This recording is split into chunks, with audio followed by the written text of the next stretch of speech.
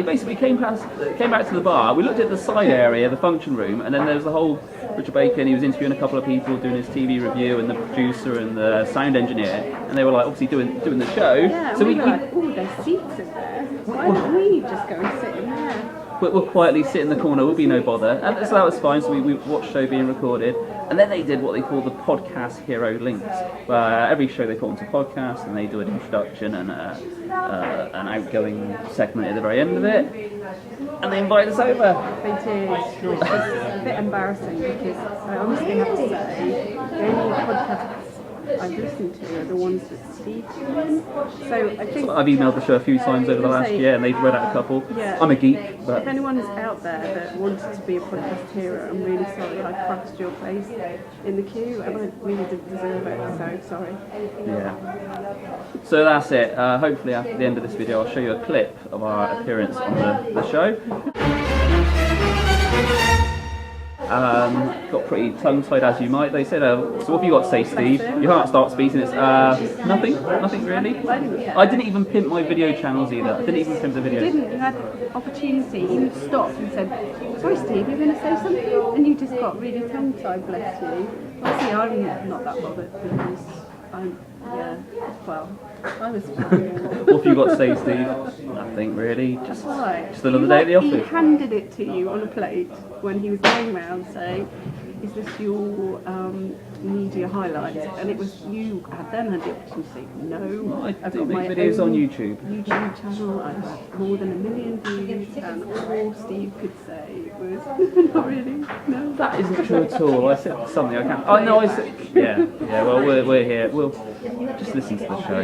Yeah, he said we'd hang out tomorrow, which, Hang out, yeah. bless him, I think he just said, so that we'd leave him alone. Leave me alone, you freaks. Yeah, I'll see you tomorrow in a way like, please go away and don't talk to me ever again. And tell me your name. I've written a few times, so you probably know me as Steve from Bristol. Steve from Bristol. You've written Podcast Hero emails a couple of times. Read at least twice. And remind me what they were about, Steve.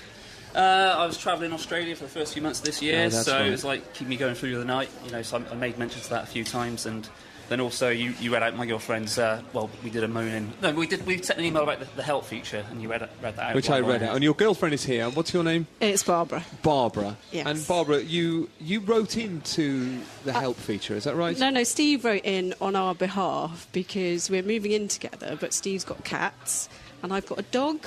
I remember. So we had to come up with a solution to this, and you had a very helpful lady on there that gave some suggestions, and you also gave some suggestions around what we could do. Have you got the dog? I've got the dog. And what was my suggestion for what should happen to your dog? You said permanent suggestion. Yeah, you said there was a definitive solution. And what was that solution? You didn't mention it on air, but I think the suggestion was that Get rid of the dog. Go to the farm.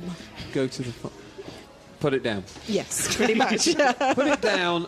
Boyd Hilton is here from the magazine, because you flew up for the TV reviews of the show today. I did. That would be a permanent solution to the merging of the dog and the cat. Honestly, you're advocating dog cruelty already. I mean, I know it's the podcast, but you're getting on a sticky wicket there, Richard. I admire your bravery, as ever. I admire your bravery. Wait, you're saying this could be another Ross Brand thing waiting to happen? Absolutely. Yeah. Wait, if the Daily Mail picks up on this, we're it'll be over. And Barbara and hang on a minute, Steve's texting now. What are you doing? Lost interest already? Any Richard Bacon's podcast on my iPod as well. What have you got?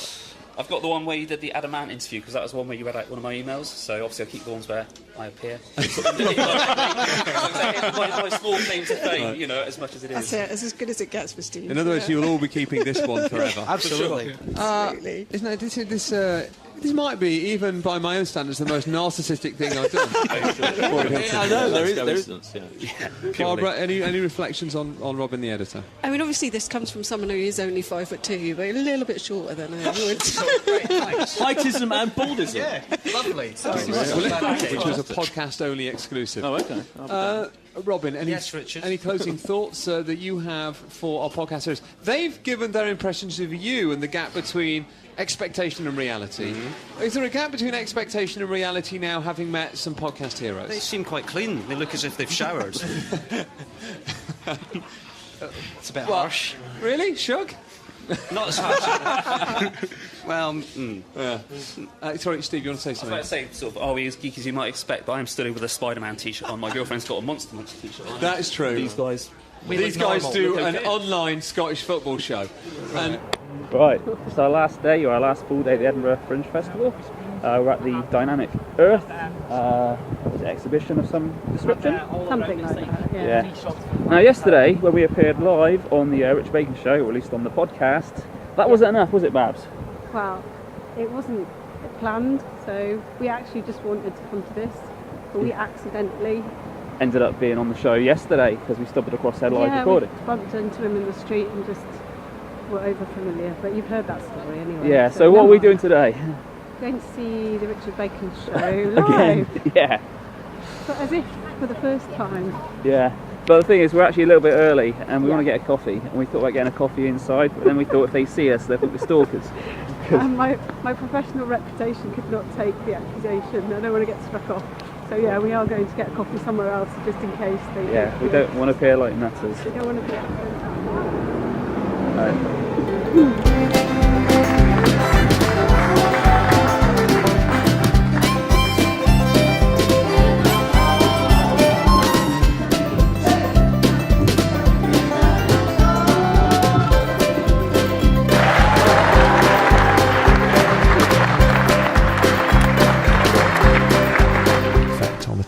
Oh, and as a random fact, my last meal was peppercorn crusted fillet of Skippy, cooked medium rare. What's Skippy?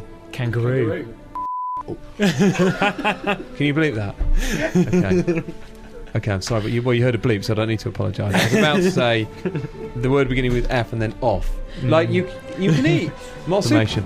But that was Kangaroo Eater and podcast hero Steve Sloman. Here on Friday.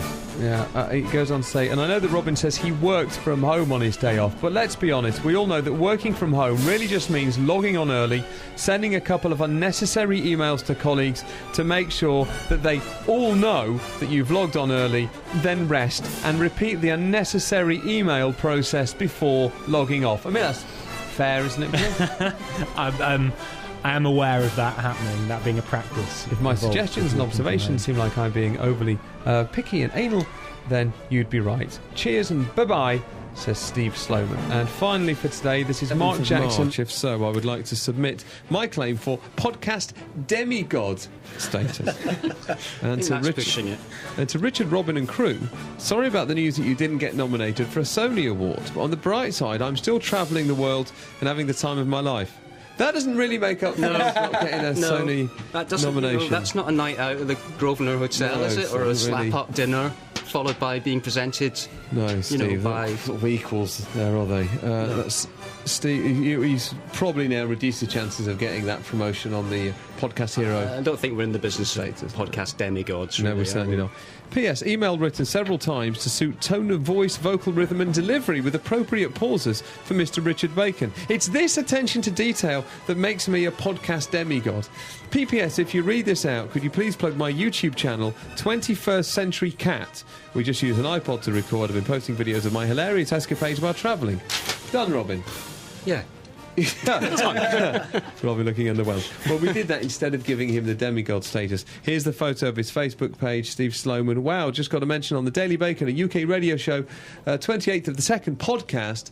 It was about time they read out one of my witty and humorous emails. I've been spending a lot of time on coaches and planes recently, so yes, I really did have nothing better to do.